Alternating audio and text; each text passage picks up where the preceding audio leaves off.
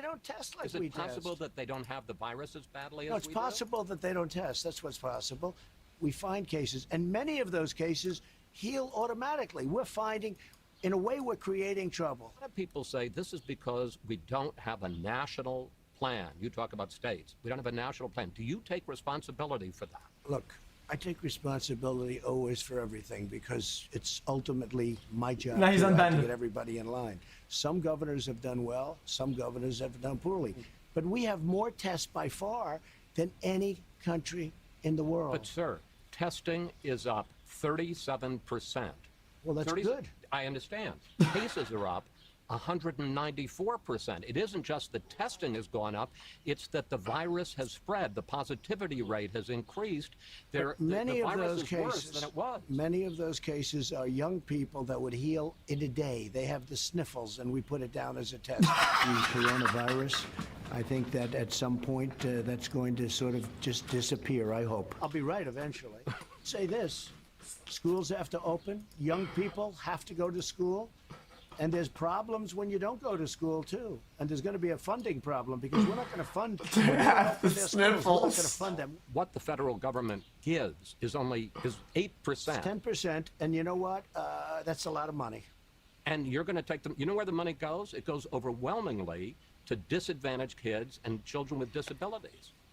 Let the schools... Why wouldn't you send more money so the schools would be safer? Let the schools open. And will you consider a national mandate that people need to wear masks? No, I want people to have a certain freedom, and I don't believe in that, no. And I don't agree with the statement that if everybody wear a mask, everything disappears. Is the Confederate flag offensive? It depends on who you're talking about, when you're talking about. When people proudly had their Confederate flags, they're not talking about racism. They love their flag. It represents the South. It's freedom of speech. So you're not offended by it? Well, I'm not offended either by Black Lives Matter. That's freedom of speech. And you know, the whole thing with cancel culture. What? We can't cancel our whole history. You said our children are taught in school to hate our country. Where do you see that? I just look at school. I watch, I read. Look at the stuff. Now they want to change. Look at the stuff, dude. Columbus discovered America. You know, we grew up, you grew up, we all did. That's what we learned. Now they want to make it the 1619 Project. Where did that come from? What does it represent? I don't even know. So slavery. That's what they're saying. They don't Seven even know. They things. just want to make a change. And Biden wants to fund it. Sir, he does not. Look. It's the sprinklers, man. Charter with Bernie Sanders. I will get that one, just like I was right on the mortality rate. Did you read the charter that he agreed to? It says nothing about defunding the police. Really? It says abolish. It says fund. Let's go. All right. Get me the charter, please. All right. I understand. We still have more than 100 days to this election, but at this point, you're losing. First of all, I'm not losing because those are fake polls. They were fake in 2016, and now they're even more fake. Pre-existing conditions will always be taken care of by me and Republicans, 100%. But you've been in office 3.5 years. You don't have a plan. Well, we haven't had... excuse me. You heard me yesterday. We're signing a health care plan within 2 weeks. A full and complete health care plan that the Supreme Court decision on DACA gave me the right to do. He's sweating balls, dude. We're going to sign an immigration plan, a health care plan, and various other plans. Yo, give him a towel. Regard your years as president of the United States. I think I was very unfairly treated. From before I even won, I was under investigation by a bunch of thieves, crooks. It was an illegal... Those suits be warm. Chat, guys, I have to be honest, chat, this suit looks thick as fuck. Is it reinforced with like some sort of like anti-bullet mechanism type of thing, dude? Or is it like, it has something in it, right? Anti-5G coating, like Shanghai fucking body juice.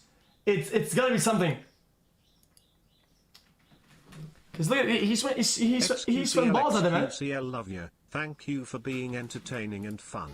Okay, this is kind of interesting. What is this? By Skillshare. Get unlimited access to over 25,000 classes for free for 2 months by signing up at skl.sh/HAI23.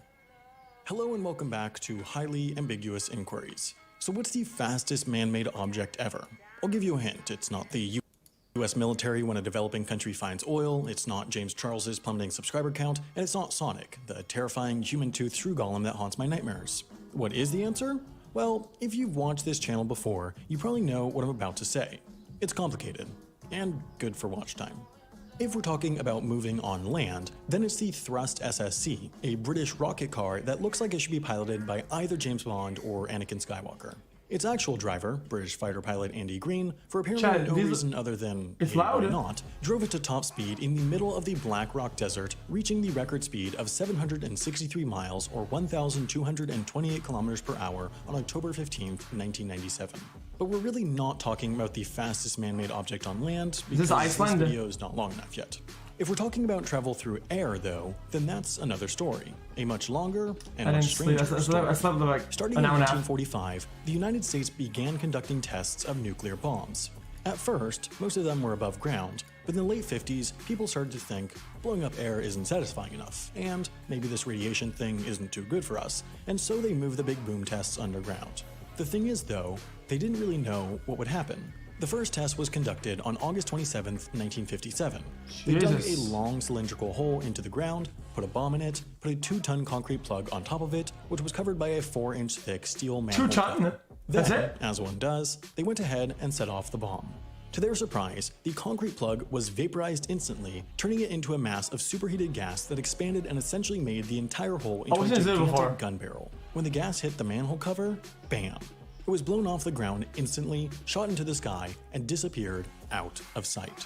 Now, normally we just shrug our shoulders, satisfied with the continued mystery of how fast the manhole cover went, and get back to the inconsequential nuking of the ground, but luckily, this time there was a high-speed camera on site that caught a glimpse of the manhole cover. The camera shot at 1 frame per millisecond, or 1,000 frames per second, and it only caught the manhole cover in a single frame, which allowed them to calculate, using math stuff, a lower bound for the manhole cover's speed. By looking at where the manhole cover was in the frame, and then calculating the distance between there and the bottom of the frame, we find the shortest... I think we've seen a video about this before. Guys, I got this, I got this. Here's why it's not that good. So now you can shoot up to 10K, 20K frames a second, but the problem is that it's about the shutter speed. And the faster the camera is, the less light it can allow to come in, which makes the images very dark. If you're going to film something at very high frame rate, it needs to have extremely good and bright lighting. Possible distance it could have traveled between when the last frame was taken and when this frame was taken. In other words, we're assuming that when the frame was taken, the manhole cover was here, just below the frame. Oh, this was in 1957. Then we take that distance and divide it by 1 millisecond, the time between the frames, to get distance per second. So we're basically saying, if the manhole cover was here, and then 1 millisecond later it was here, how fast did it travel? Now, we can't do the actual calculation ourselves because the government has never released the video and for some reason refuses to declassify it for what is one of the internet's most regarded YouTube channels, but we do know that the guys, I can't get into the video. I have a question, Guys, I thought about something crazy. What if you had a big disc, very big ass disc, and you put cameras all on the disc, and you spun the disc really fucking fast? Couldn't you get like a 100,000 frames a second with good lighting? Because every camera takes a picture.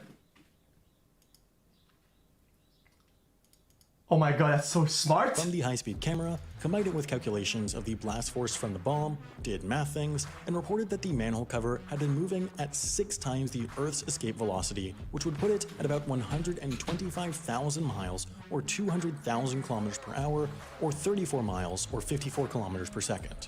So like, fast. There is disagreement as to whether or not the manhole cover made it into space. Some say that it would have burned up on its way out of the atmosphere, while others say that it may have been moving so fast that it wouldn't have had time to burn up. Either way, just like my ability to write decent jokes, that manhole cover has never been found. If it did really make it into space, it would have been the first object ever launched into space. The experiment happened on August 27, 1957, just over a month before Sputnik's launch on October 4th, 1957. Take that, commies. As of today, it seems that no other object has managed to come even close to the manhole cover speed while still in the Earth's atmosphere. If we count space travel though, then the manhole cover has met its match. Although the manhole cover would have been moving over 4 times faster than the fastest manned space vehicle, Its record for fastest man-made object was surpassed in the 1970s by NASA's Helios probe, and then again in 2016 by the Juno probe. The Helios 2 probe became the fastest ever man-made object in space in 1976. The probe, designed to study the Sun, was in an elliptical orbit around the Sun.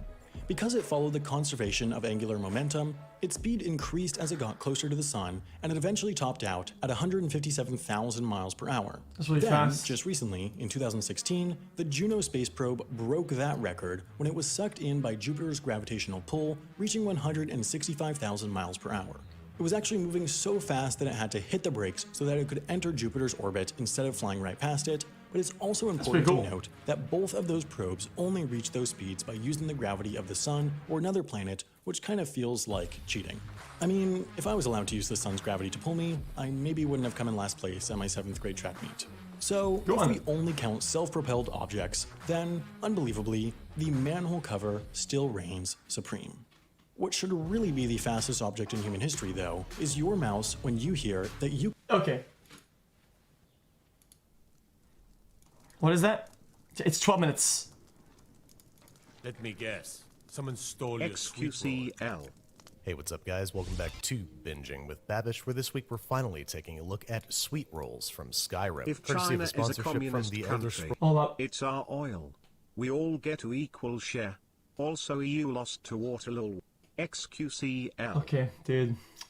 Online Greymore, an award-winning online role-playing game where you can join 15 million players to defeat an ancient salt pile, 1 jug of milk, 1 sack of flour, 1 butter, and 1 chicken's egg. So to start off, I wanted to see if I it's can make not a that I'm sweet roll ADHD. using only these ingredients. I kinda wanna, you know- My mind went immediately to Yorkshire pudding, the traditional version of which we're going to make by combining 120 grams of sifted all-purpose flour with a 1/4 teaspoon each kosher salt and freshly ground pepper, tiny whisked to combine. Guys, I'm not We're gonna add ADHD, 2 dude. large cold eggs, which we're going to whisk What, that's into what a watching? 'Cause I was paste. interested. We need to do this one hand in a 425-degree Fahrenheit oven for about 10 minutes or until smoking. It's during this time that we're going to give our nice cold Guys, batter I'm not one final ADHD. whisking, pour it into a container with a spout, and use that spouted container to quickly fill our preheated muffin cavities about halfway full. Make sure you get all these perfectly even, otherwise you're going to have kind of a half-assed one at the end here. But no matter, these guys are headed into that 425-degree Fahrenheit oven for about 15 minutes or until golden brown and super puffed. Wait, Evacuate that looks immediately onto disgusting. a wire rack and consume while still hot. Now, maybe you can see what I was going for here. There's a hole in the middle, but these things get pretty tough and kind of leathery after being allowed to cool to room temperature. I tried to make a version where I left out the ground pepper and added butter to the milk, both to make this video game accurate and to try to give these things a better texture once cooled. I also Why do you guys baked get them in mad preheated when I say soup something looks pans bad to try to or get the is shape bad? right, but they turned out pretty dense and gummy, which you can imagine was a bit of an arrow in the knee. So I decided to turn, as I so often do, to the official Elder Scrolls cookbook, which calls for combining 3 tablespoons of melted butter with 1 cup of Your warm whole opinion milk, is dumb. 2 tablespoons of honey, and 2 teaspoons of active dry yeast. Tiny whisking with a large egg and a pinch of salt. I'm Mix not them enjoying together this with now. 2 I'm cups watching of it. all-purpose flour until a smooth batter forms. We're then going to generously butter our miniature bundt cake or I like 2 tricking people pounds, with smooth the my batter culinary inside, opinions. Make sure to wipe up all the icky excess. Make sure that everybody's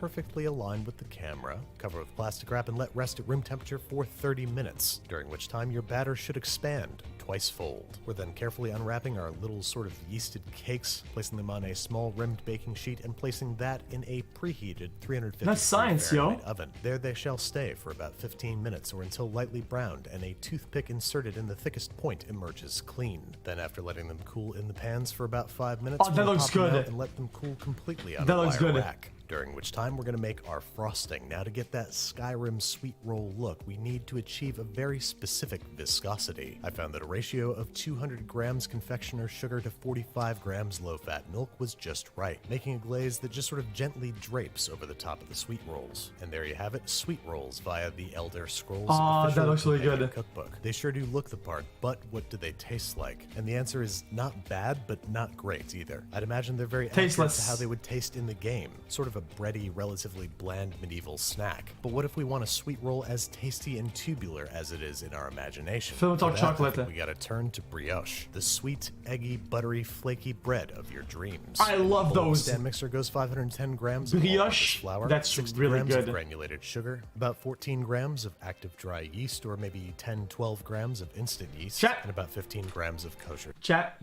listen. The best brioche are at IKEA. I said it. I don't give a fuck if you're a chef, dude. If you're a best chef, if you're Gordon Ramsay, dude. Just admit it, dude. Admit it, pussy. The best cinnamon rolls, dude, are at IKEA. Right at the checkout. Salt, Yep. tiny whisk It is into what a it is. state of homogeneity before placing to the base of a stand mixer and adding 4 large room temperature eggs. Ain't yours? You do not want any cold liquids in this recipe, as it's going to make it a lot harder to emulsify butter into the dough later on. Affix dough hooks and begin to mix and knead together for about 4 to 6 minutes. We want all the dry ingredients to be incorporated into the eggs, and the dough should just start to look a little smooth.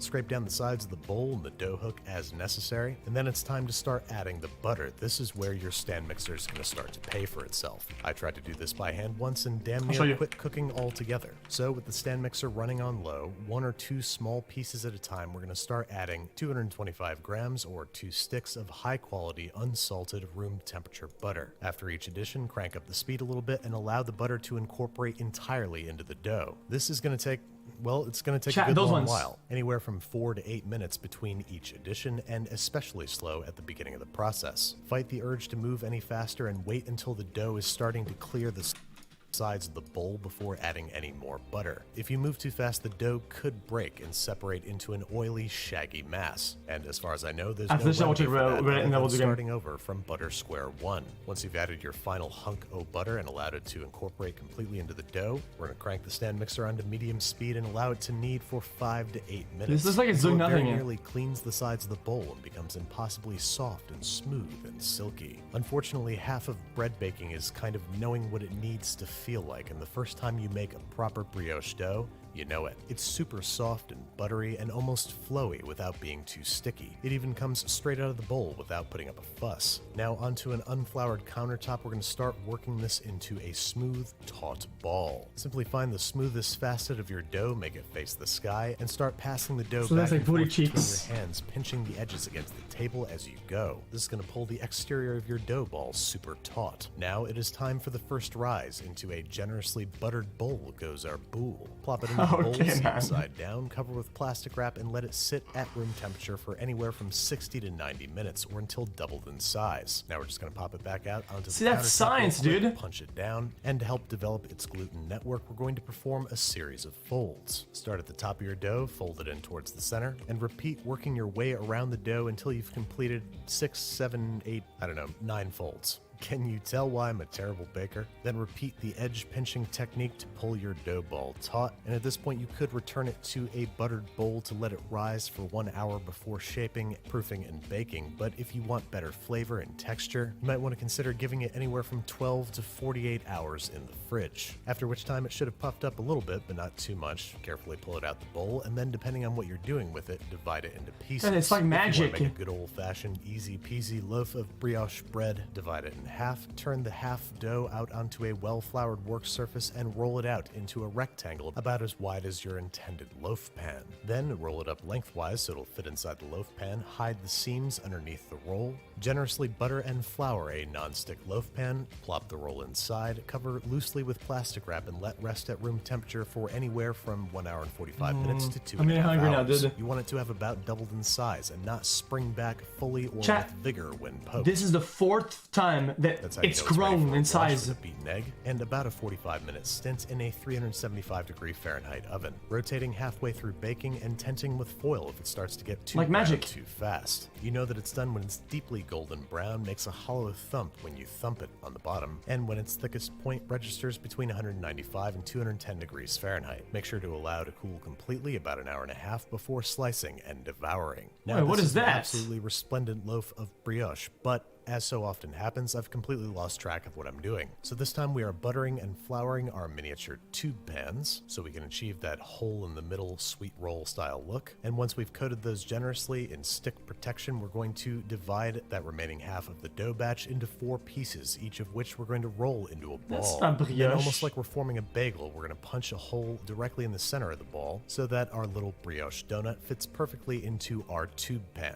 We're then going to press it firmly into the tube pan to make sure that there are no underlying bubbles. It's a loaf of since bread. These little guys are going to be inverted when served. Likewise, we are covering them with plastic wrap and allowing them to rest at room temperature, this time for anywhere from 60 to 90 minutes. Again, depending on the heat, humidity, and draftiness of your room. Once they pass the poke test, they are headed onto a rim baking sheet where I'm gonna brush them down with beaten egg for some reason, even though they're gonna be served upside down, and then into a 375-degree Fahrenheit oven for 25. Guys, when my mom makes a brioche, it's the spinner wheels. It's the spinner, not the fucking bread loaf. To 35 minutes, given their It's much the smaller spinner! size signature. Immediately remove them from their tins, otherwise you're going to end up with soggy brioche. And these guys are looking pretty spot on, if you ask me. They look really rustic and kind of free-form, but as excited as I am, I must wait until they've cooled completely before frosting. Same procedure here, just gently drape the glaze over the top of the sweet roll, letting it cascade down the sides in that distinctive Skyrimian pattern. And there you have it, folks. Tender, flaky, buttery, eggy, springy, airy, and lightly sweet sweet rolls. And I gotta say, this is how I always imagine them looking, feeling, smelling, tasting, It's very bland.